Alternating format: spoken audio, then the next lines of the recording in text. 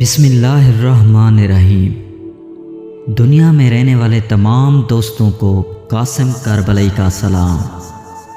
حضرت امام جعفر صادق علیہ السلام نے فرمایا، جب امام مہدی شہر مکہ میں ظہور کریں گے اور وہاں سے کوفے کا قصد کریں گے تو اپنی فوج میں اعلان کریں گے، کوئی اپنے ہمراہ کھانا پانی نہیں لے گا، اور حضرت موسیٰ علیہ السلام کا پتھر جو اپنے ہمراہ صاف و شفاف پانی کا چشمہ رکھتا ہے لیے ہوں گے، راستے میں جہاں بھی رکھیں گے اس کو نصب کر دیں گے، زمین سے پانی کے چشمے ابل پڑیں گے اور سارے بھوکے اور پیاسے افراد اس سے شکم سیر ہو جائیں گے۔